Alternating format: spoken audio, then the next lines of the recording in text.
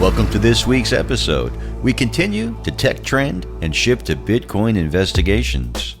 Nick Himonidis from the NGH Group returns to dig deeper into how these investigations work. There is a great deal of knowledge packed into this week's show, so listen up. This episode is brought to you by Crosstracks Case Management Software. Crosstracks now offers CTX Vision, a fully integrated video conferencing platform built into Crosstracks.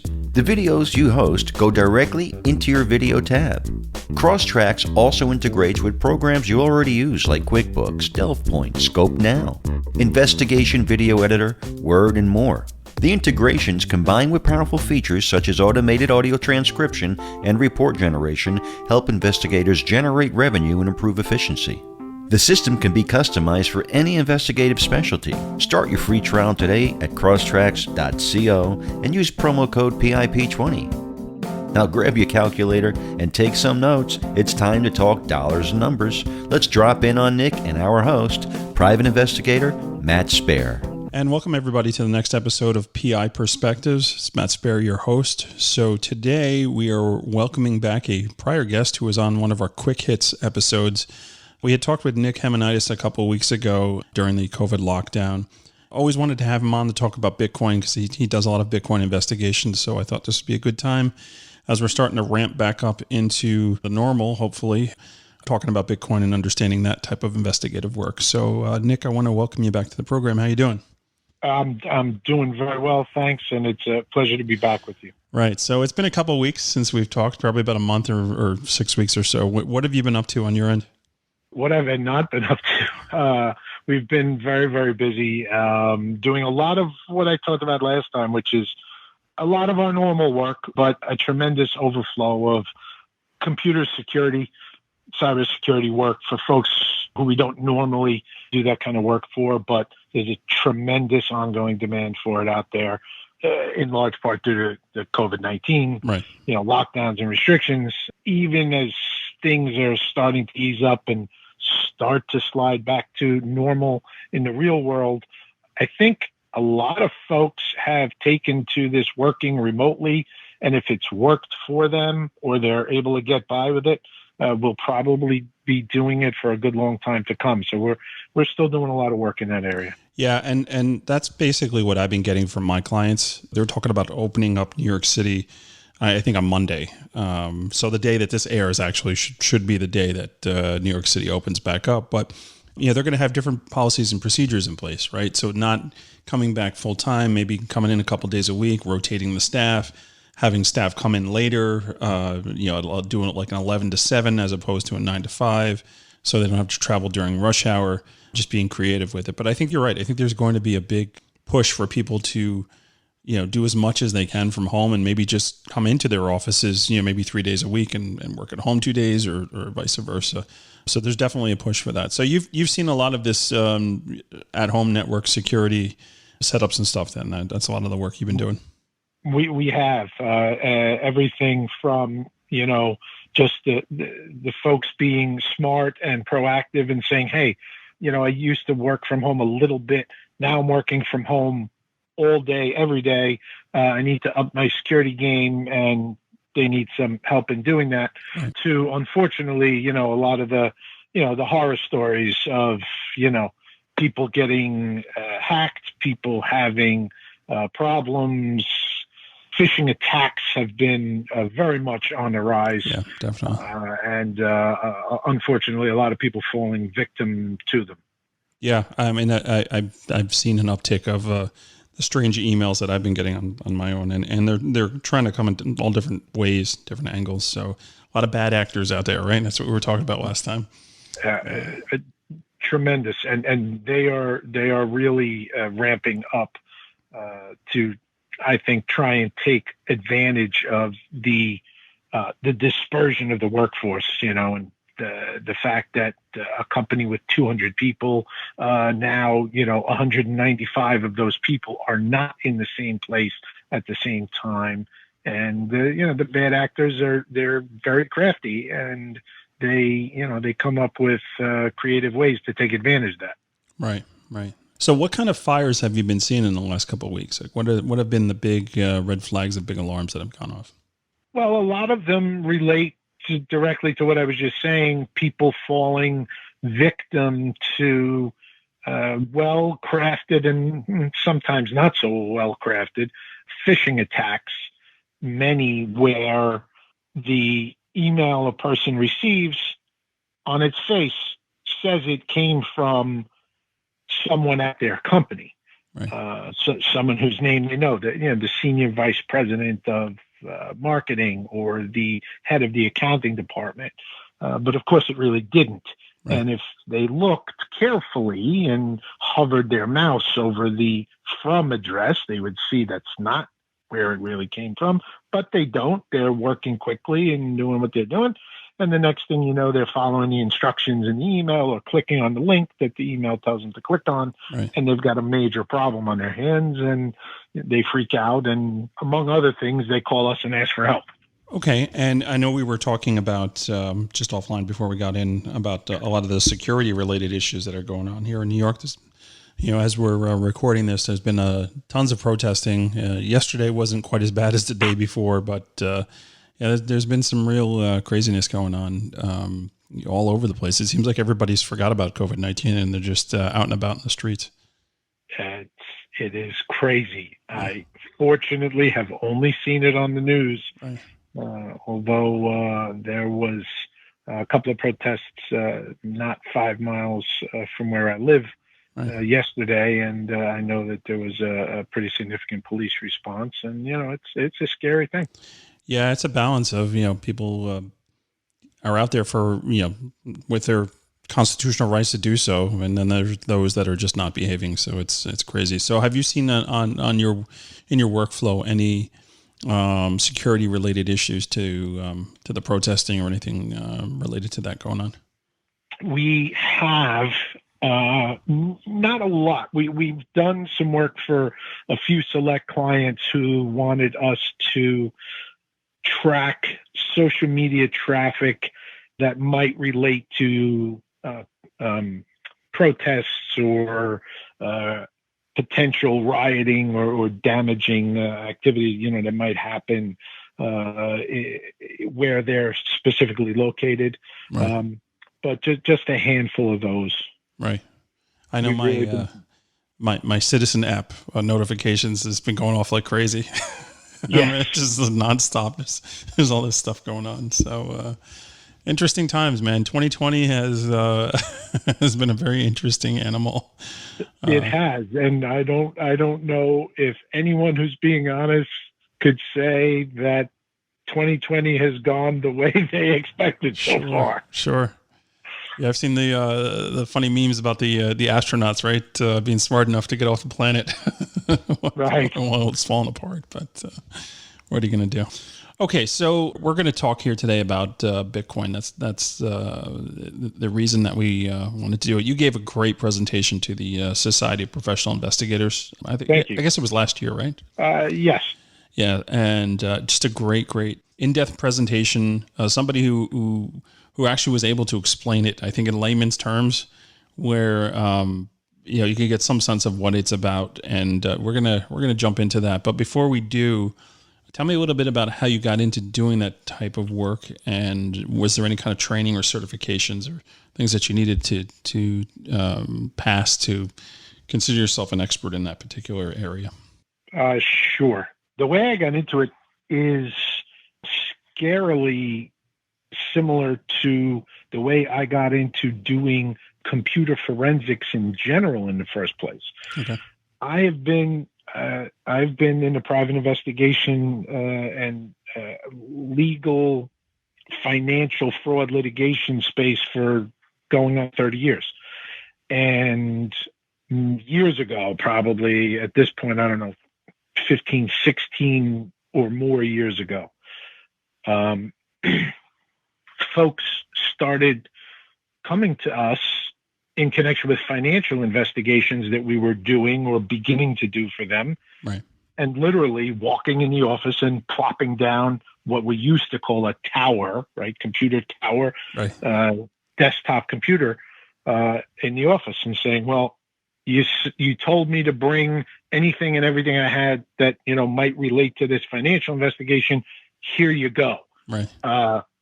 And from that need, we began to study, myself, my staff, take courses and learn to do computer forensics. And we went out, and over the years, we took classes. I literally went back to college to take courses in computer forensics and went on to get certifications in computer forensics, and have done lots of work for the last 15, 16, 17 years in that area. Right. Something very similar happened with this unique little niche of cryptocurrency and blockchain forensics, I call it. Right. Just a few years ago, maybe it's 2-3 years now. We continued, of course, over the years to do a lot of financial investigation work, and a lot of that involved computer forensics.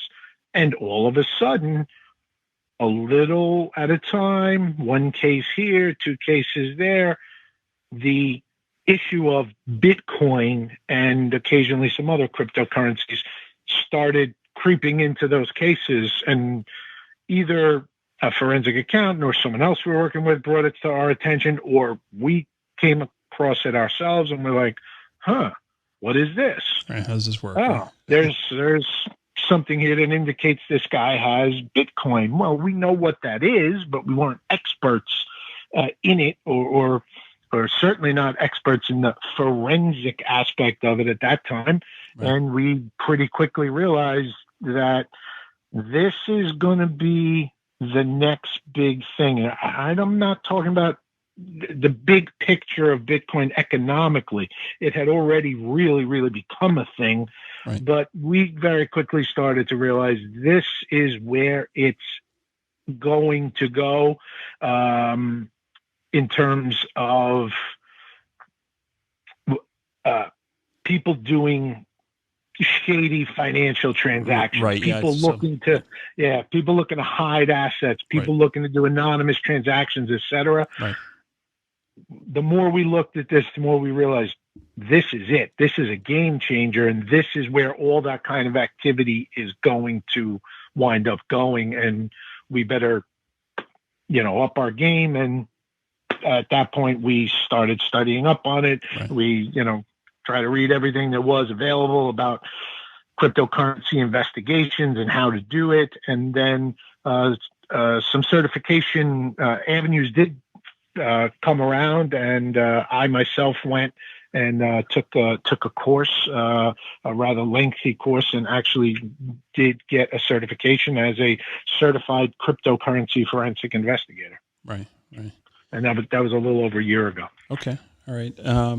Well, this is a good point actually to jump out and we'll leave a cliffhanger here because we're going to dive into all these fun fraudulent activities and the way this stuff is used when we come back. So everybody sit tight. We're going to step out for our sponsors, and we'll be right back. This episode is sponsored by DelvePoint. DelvePoint was founded by investigators with more than 70 years of combined service in the industry. From missing persons cases and custody disputes to insurance investigations and criminal cases, DelvePoint's billions of records from all 3 credit bureaus allows you to develop a complete profile of your subject. Now make sure you check out Matt's Quick Hit segment with Nikki McKinnell-Marler for some great free resources. Hey, are you ready for the future of networking and learning for private investigators? Imagine an online community with a vast amount of training and resource material. What if we told you some of the best content and technology providers will give you discounts and benefits for signing up? Get ready for the investigators-toolbox.com. Coming online this month. Learn more at investigators-toolbox.com. And welcome back, everybody, to PI Perspectives. This is Matt Sperry, your host. I am joined here with Nick Himonidis. Nick, welcome back to the program. Glad to be back. All right, good. So when we left off before, you kind of laid the foundation of how you got into doing Bitcoin investigations, and I guess the studying and the certifications and all that. So, what type of client typically do you find needs this type of work done, and how do you start doing it? I don't know that there's a typical client or case, but I'll give some examples of the things we've done for clients in different contexts. One area where we've done quite a bit of work with these investigations is the matrimonial area. Right. As I'm sure most investigators are aware, matrimonial litigation, at least between parties with substantial assets, is very much today about where's the money, where did it go, what did people spend, what did they spend it on, can we find the money, can we get it back, et cetera, and all these kinds of issues. Right. That's not new. What's new is the element of Bitcoin and cryptocurrency in general into that equation. We've had many cases where clients or their attorneys have come to us and said, we think the other spouse has been engaged in Bitcoin or cryptocurrency transactions or investments. We don't know where to start looking for it. We haven't encountered this before. What do we do? Right. That's one context. In another context, still in the matrimonial area, we get people contacting us and saying, hey, we just got the other spouse's sworn statement of net worth, and they've listed some Bitcoin on here and admitted that they have X Bitcoins. Right. How do we know that's all they have? How do we investigate to see if that's all they have, keep them honest? And if my client, I'm speaking as the lawyer contacted me now, if my client wants to take half those Bitcoins instead of the dollar value of them, right, how do we do that? Because they literally don't even understand mechanically how to do that. Yeah, that's one context. A whole process of transferring, if you can even do that, right? It's actually very simple and very easy if you know how to do it. And a lot of people don't, so that's why they're calling us. Where it really gets interesting is when they call and they say, okay, the other party has listed on their statement of net worth that they have 20 Bitcoin. Okay. Just for reference, as of today, one Bitcoin is worth about $9,600, $9,600 as of today. And understand that the value fluctuates wildly. Yeah. A month ago, it was $6,500. In December 2017, it was almost $20,000 per Bitcoin. It's very volatile. But they're calling, they say, so they admit they have 20 Bitcoin. And then we get into this cat and mouse game where we say, okay, let's play.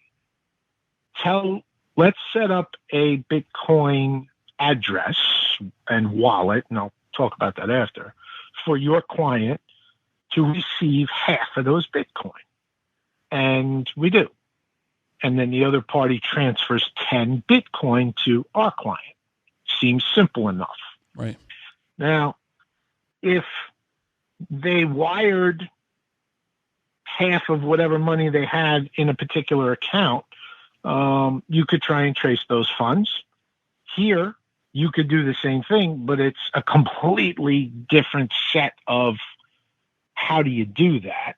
And most forensic accountants and attorneys don't know how to do that, and that's why they're calling us, right, to trace and see, all right, the 10 Bitcoin that was just sent to my client, where did they come from?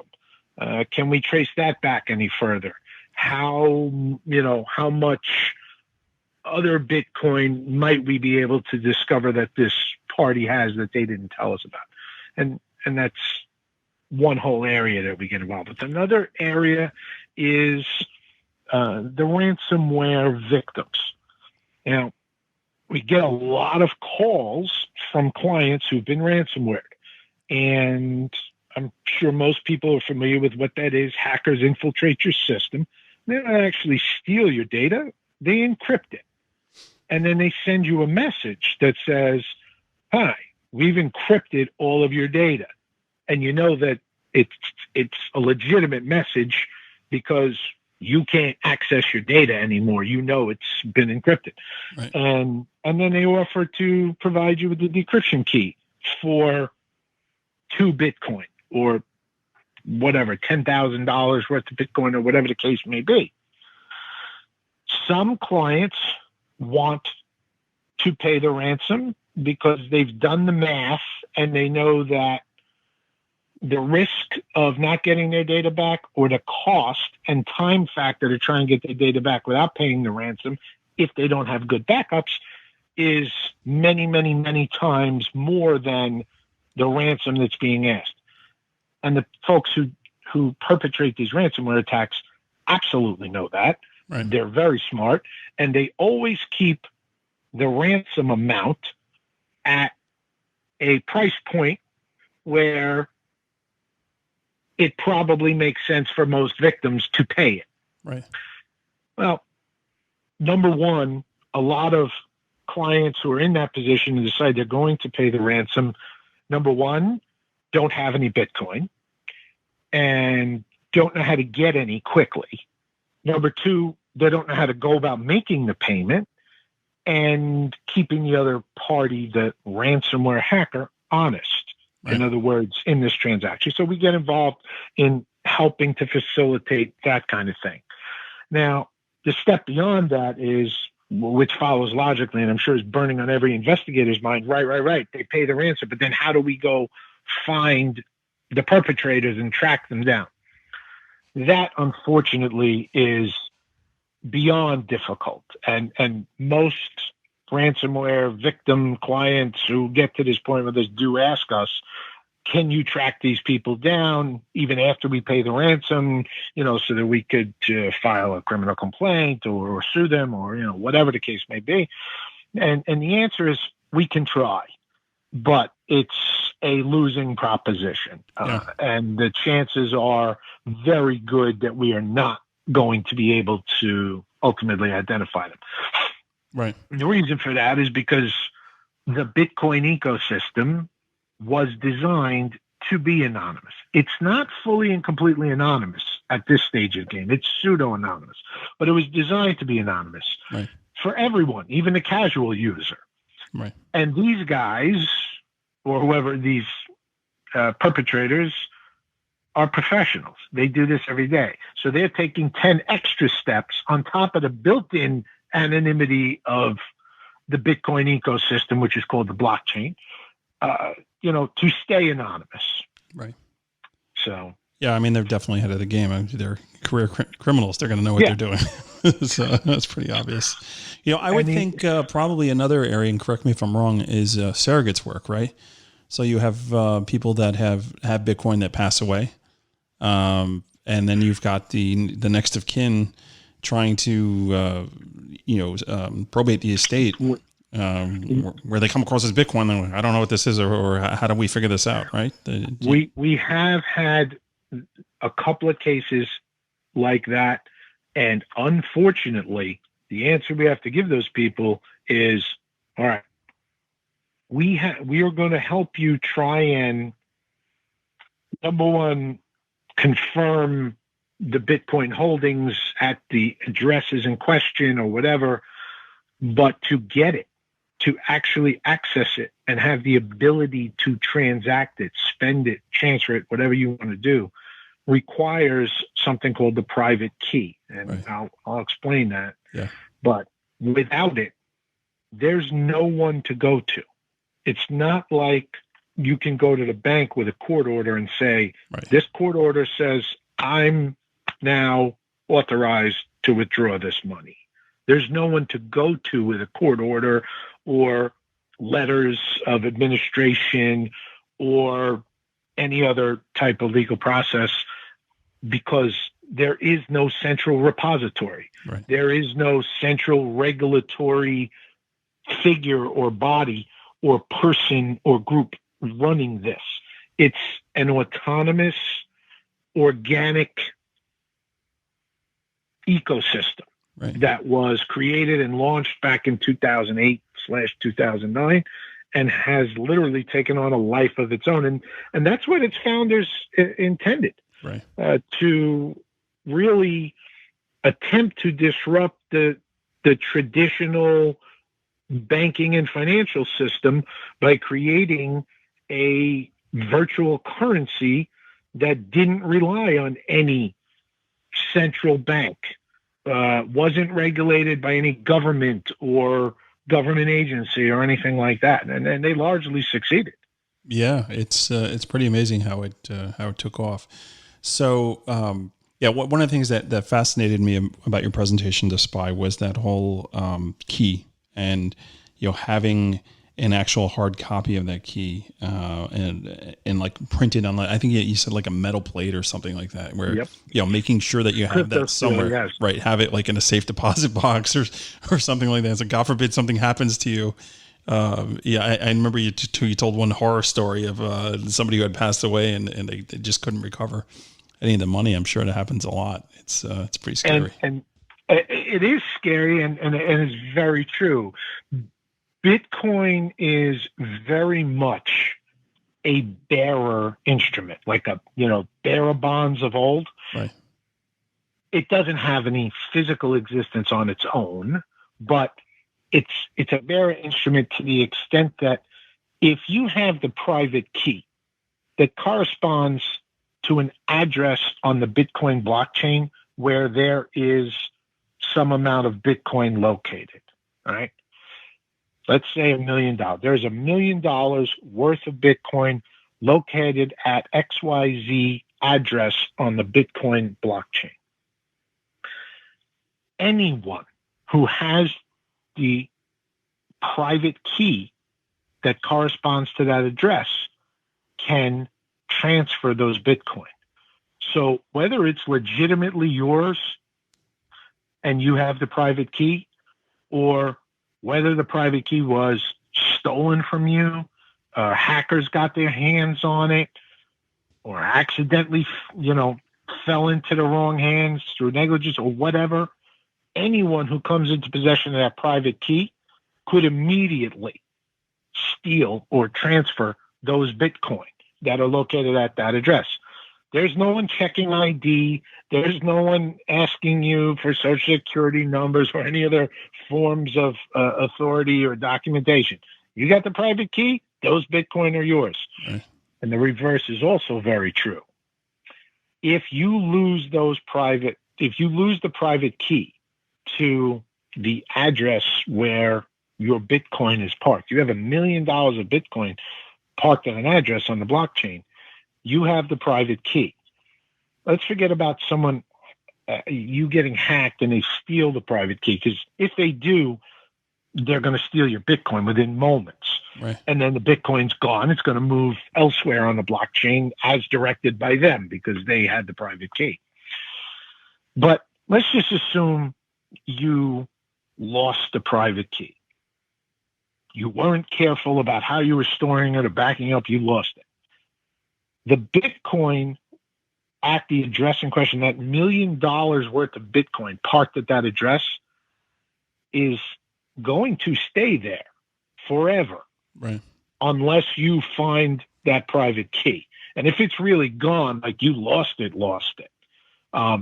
You had it on paper, let's say, and the piece of paper was destroyed. You had it in a wallet, a digital wallet, a computer program called a wallet, where you keep track of your Bitcoin addresses and private keys. And you had it on a laptop computer, and you had no backups of that laptop computer. And that laptop computer completely crashed. The hard drive's fried. You can't get that wallet back and the private keys that were in it back.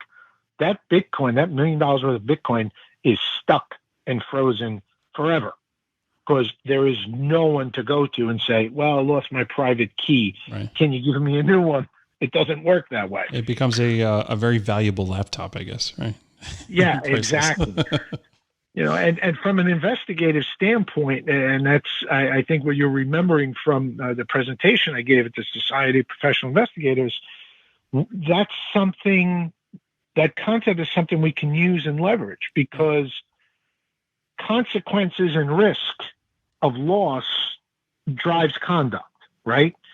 So any savvy person that has a significant value in cryptocurrency, Bitcoin or otherwise, who is not using a brokerage. I should stop at this moment and kind of say that there's one Bitcoin blockchain. Technically, there's one Bitcoin ecosystem. For all purposes, though, practically, there's really two. And those two are the legit, totally open and honest users of Bitcoin who have no nefarious purposes in mind. They just want to invest in it, right, or they just want to play around financially in it, right, or they want to use it legitimately to make some financial transactions. Most of those folks, the vast majority of those folks, are not going to be dealing what we call peer-to-peer, directly themselves to some other anonymous party through the blockchain. You can certainly do that, right, but most people who have no nefarious purpose whatsoever, they're not even interested in hiding their Bitcoin transactions from the IRS. They'll pay taxes if they're due, etc. Those folks, we call them the Coinbase crew. Okay, Coinbase is the largest cryptocurrency brokerage in the United States. There are quite a number of other ones, but Coinbase is the big player on the block. And we just use the phrase the Coinbase crew because that really describes all the people who have no nefarious intent whatsoever. So let me ask you a question. Do people day trade Bitcoin? Absolutely, or positively. Wow, that's crazy. And many of those people who day trade don't have any technical sophistication, and literally, if you put a gun to their head, could not explain to you from a technical point of view how Bitcoin or any other cryptocurrency actually works. Enter an entity like Coinbase, right, which is a brokerage, just like Morgan Stanley or Goldman Sachs. Right. You call Coinbase or you go online and access your account and you direct them to buy you $50,000 worth of Bitcoin or sell $25,000 worth of your Ethereum or your Bitcoin Cash, which is another cryptocurrency, right, that's spun off of Bitcoin, etc. And you buy and trade them through a brokerage like Coinbase, just like you would be buying and trading stocks, right? Okay. Or commodities. So we have the Coinbase crew, right? The people that right, are legit. So what's the other area? What do you call them? Okay. Well, that's the everyone else. Okay. and the everyone else who has any kind of nefarious motive, and it could be as simple as, hey, if I make $50,000 through my Bitcoin transactions, I don't want to pay the IRS. Okay, obviously we all know that's criminal. Right. We don't condone that. Pay your taxes, everyone. Right. that may be the only nefarious, unlawful purpose a person has for not dealing with Coinbase or any other brokerage, which does keep records and does report to the IRS and is subject to being subpoenaed if you're in a litigation, for example. Right. They're just like a bank. Coinbase and all the other American, U.S.-based cryptocurrency brokerages, they have know your customer and anti-money laundering obligations, and by and large, they comply with them. They just don't have your key, right? If you lose it, they don't have it. Correct. Well, you see, that's the thing. If you're dealing with them, they're managing an account for you. You don't even really have to keep track of private keys or anything else, because you're literally just directing them, to make buys and sells for you, right, and to put, so you don't have to worry about any of that.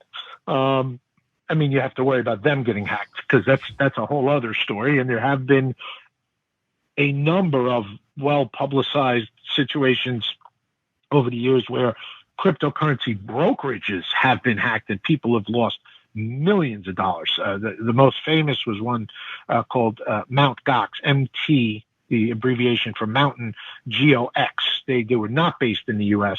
At the time, they were the leading Bitcoin brokerage in the world, and they got hacked, and I put hacked in quotes because to this day some people say it was an inside job, but overnight, $450 million or something, and Bitcoin wasn't worth nearly back then what it is now.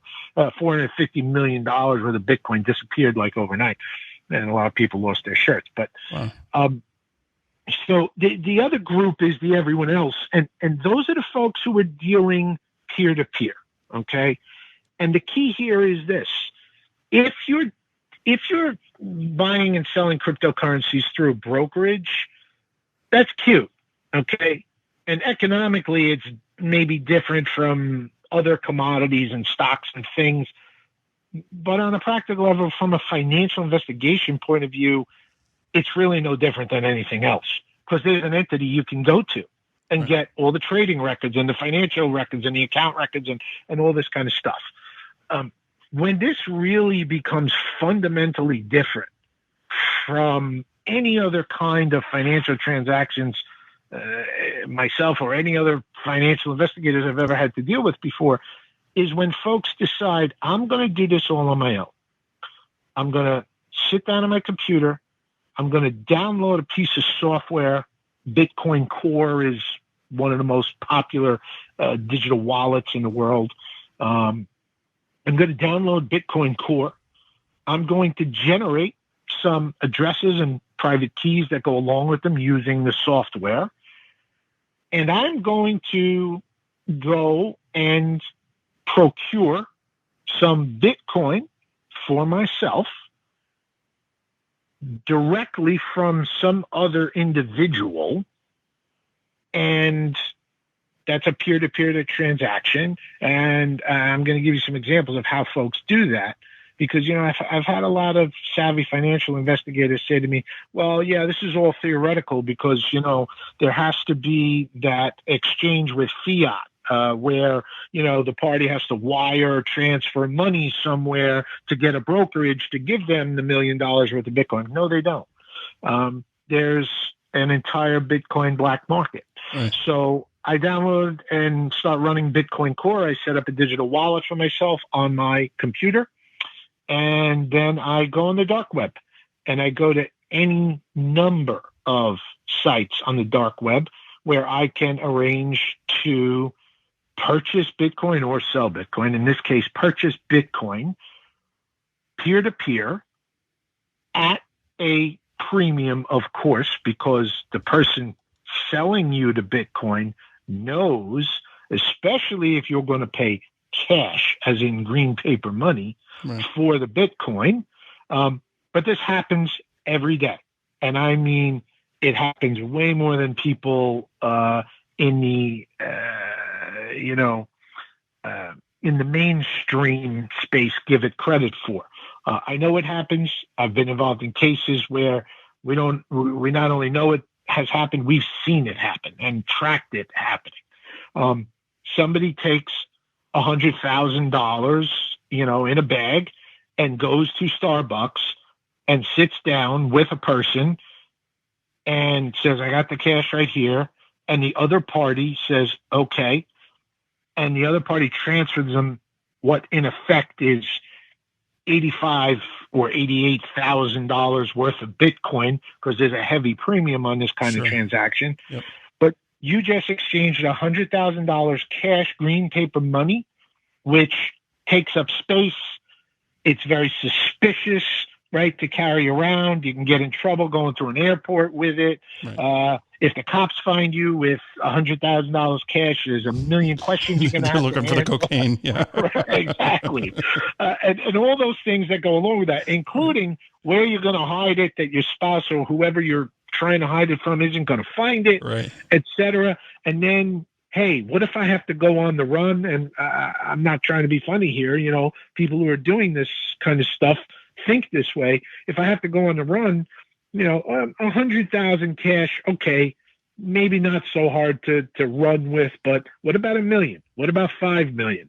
Not so easy to physically, I got to get out of town or get out of the country with.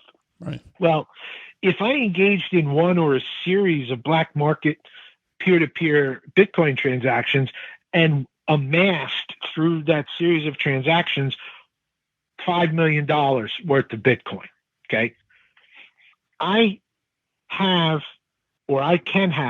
can take something called a hardware wallet.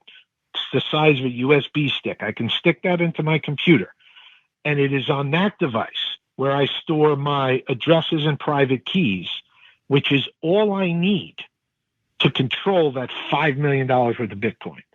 So if I have the addresses and keys for that $5 million worth of Bitcoin on that USB stick, I can wipe that computer that I was using clean, and I can leave it behind, and I can put that USB stick size device in my pocket or in the lining of my suitcase or, wherever else I want. And I can literally go anywhere in the world. Yeah. And anywhere I go in the world, doesn't matter what currency they use in that country or anything else, all I have to do is get to a computer, and I have control of $5 million worth of Bitcoin. Yeah, congratulations. You just laundered $5 million. I mean, or 4.875. and that's after the part. That's the part of this that is fundamentally different. Yeah. And aside from the hey, I can run with this physically part. I could take that $5 million in Bitcoin that I've amassed through whatever series of transactions, and if I wanted to or needed to, I can. I mean, remember, not only am I holding this $5 million completely anonymously, right? I can transfer it to anyone in the world, anywhere in the world, free of any. Never mind transaction fees like banks charge you for wires and all this other stuff, but I can transfer this to anyone in the world free of any third-party interference. No one can stop the transaction. There's no when you try to wire $5 million through your bank, even if you're a good, well-known customer of your bank, they're going to ask you a lot of questions, Sure. Especially if you're trying to wire that $5 million to some person or entity the bank is not familiar with in Uzbekistan or wherever, some foreign country. None of that applies with Bitcoin. I plug my hardware wallet into a computer that has wallet software on it, and click. And in usually at most 9 to 10 minutes, usually in just a couple of minutes, I have transferred $5 million to someone on the other side of the world for virtually almost nothing, like no fees involved.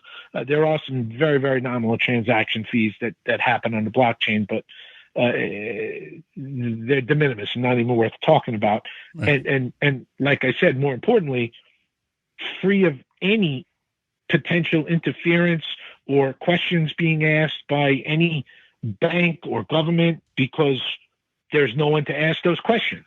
Right. It's a completely independent, outside the realm of traditional financial system currency. So you're saying like a lot of this stuff, it's a losing battle trying to identify and stay on top of this stuff, right?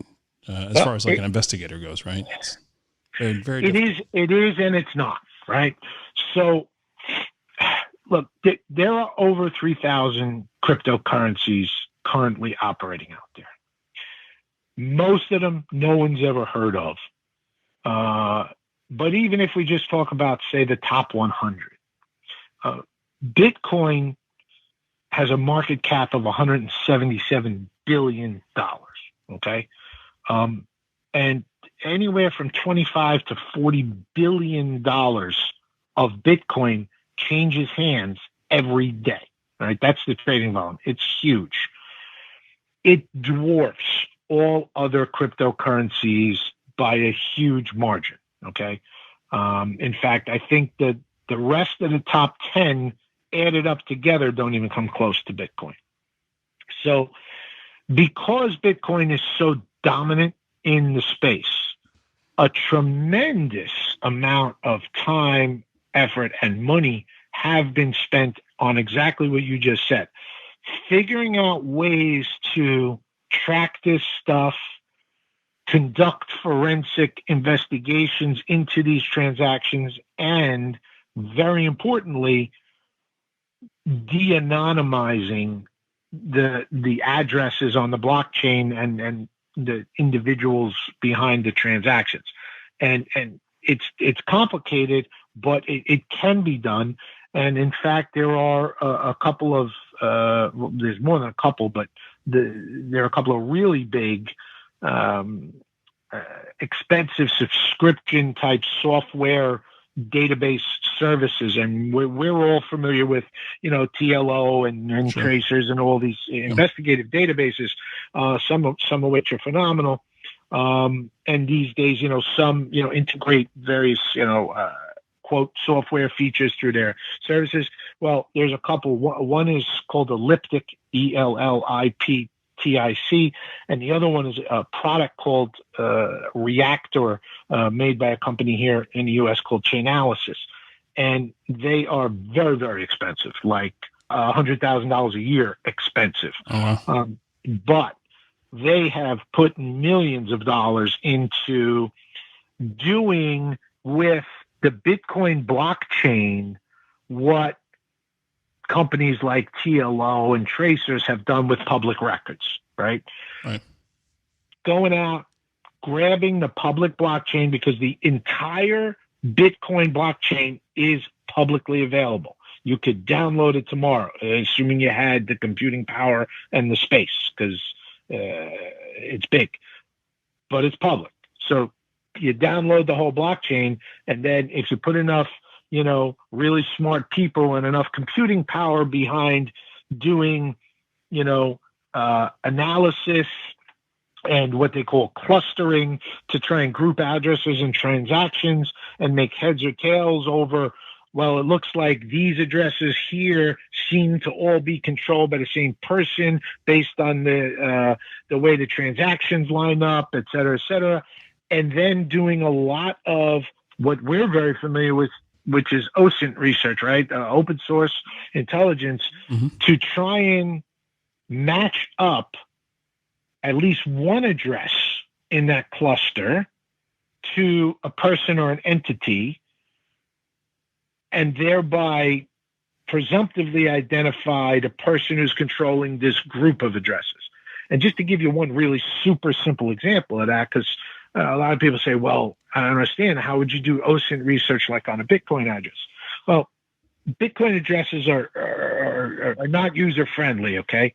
They're big, long, alphanumeric codes, the Bitcoin public addresses. But the key about the public address, unlike a private key, is people do, by necessity, share them and publish them. If you want someone to send money to you at your Bitcoin address, you have to give them your Bitcoin address. The ransomware hackers, when they send you the ransom demand, they give you the Bitcoin address they want you to send the Bitcoin to, right in the email they send you. So that Bitcoin address is going to appear in various places, not just on the blockchain, but in open source research. Another great example is just, for example, WikiLeaks, right? At some point, the government cracked down on PayPal, which was WikiLeaks' primary source of funding for a while. That's how people were making their donations to WikiLeaks through PayPal. Right. And the government said, yeah, no. The next dollar you give to WikiLeaks, we're shutting you down, PayPal. So PayPal immediately ceased processing transactions. So what did WikiLeaks do? Literally the next day, they published a Bitcoin address, with an ad on the internet, and said, we are WikiLeaks, and if you want to donate to us, never mind PayPal or anything else, just send Bitcoin to this address. Okay. That address and others they've subsequently published are now attributed, right? We know whose that is. Right. Because you can identify it. Yep. They published it. Yep. So we can take that address, and if we've got a cluster of 172 other addresses, which we know from analysis are all connected to the point where we believe they're all owned and controlled by the same person or entity, but we didn't know who it was, and now we just attributed one address in that cluster to WikiLeaks, well, now we think we've got 172 addresses on the blockchain that belong to WikiLeaks, and we throw that in the database. And that's what these big, expensive tools and services do. And they've done a phenomenal job of it. Right. Right. Unfortunately, for many of us, myself included, they only sell, just like some of the databases did back in the day, they only provide that service to law enforcement, to financial institutions, and to companies that are actually in the cryptocurrency space. Like, for example, Coinbase or other cryptocurrency brokerages that need to do know your customer and anti-money laundering stuff by regulation. Sure. So. All right. Well, this was a big big chunk to swallow here. And, we didn't even get into the basics of Bitcoin. And I did that on purpose, actually, because I feel like we've gotten that from many places. Bitcoin's been around long enough. Folks should really kind of understand what it's about. So this was like, this is a big Bitcoin 102, not 101. So we're moving forward here. If you're an investigator, right, and so this comes across your desk with work, someone's soliciting you to do investigative work that involves Bitcoin, and you're completely like out of your realm here. Like, how would you start? Where would you, like, who would you contact, or, obviously contact you if they need help, but how would they get started in actually doing the investigative work?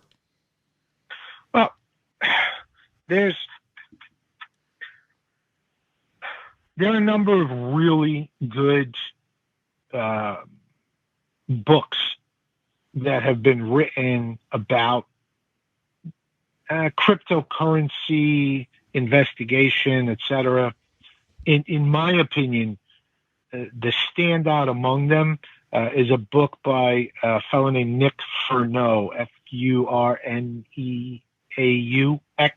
He's over in the UK. I've actually heard him lecture, and I've read his book many, many times, and it sits on my shelf as a primary reference tool. Right. If you want to really understand cryptocurrencies and blockchains from a technical point of view and start to understand actually doing like computer forensic level forensic analysis of cryptocurrency transactions and blockchains, that is absolutely the best reference I can offer. Okay. You've got to read that book before you go anywhere else. Right. And if if your brain hasn't fried by the time you finish reading that book, then you're probably ready to continue down the path of, wanting to learn more about that stuff. But that's one fantastic resource. For those who don't want to maybe cook their brain to that level, because when you get into the technology behind how this stuff works, which you kind of need to understand if you're going to do deep forensics on this stuff, it gets very complex very quickly.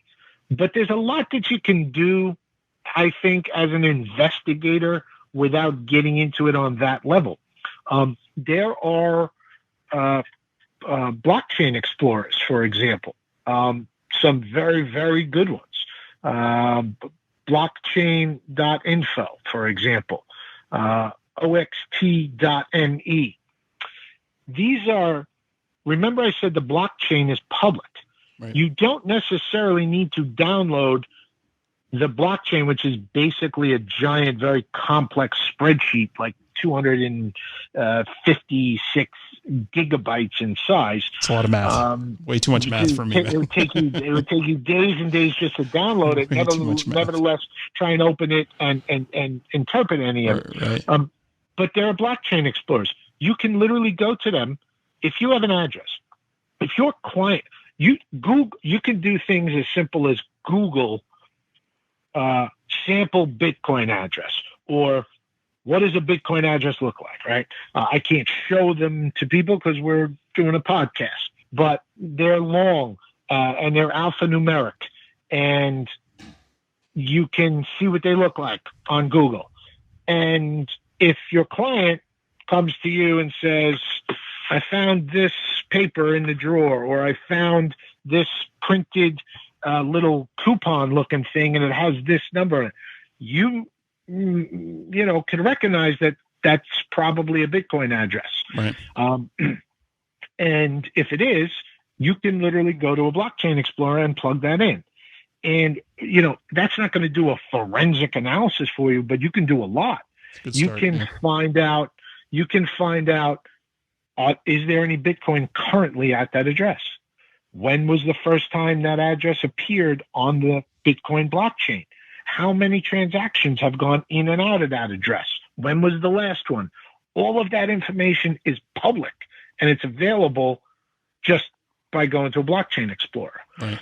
And then you can download a free tool, for example, like Numisight, Numisight, which will basically, it's a free little software tool where you can plug in a Bitcoin address. It will pull down from a blockchain explorer built in everything I was just saying in terms of the history of that address and all the information that's available from the blockchain about that address. Right. And then you can click on some other tabs and it'll give you some little charts and graphs showing you, the funds or the cryptocurrency that flowed into that address and out of that address, and what addresses it came from and what addresses it went to, et cetera. And those are things that, you can do without a lot of, forensic training and expertise. Okay. So we're going to wind down here. And thank you for this. It was very in-depth. So Nick, if somebody wants to get a hold of you, they've got more questions, or they want to know more about this stuff, or they just really love math, how do they get a hold of you? I'm at the NGH group in Melville all the time. And our number is 516-621-6500. Or they can email me, of course. My email is NHIMONIDIS@thenghgroup.com.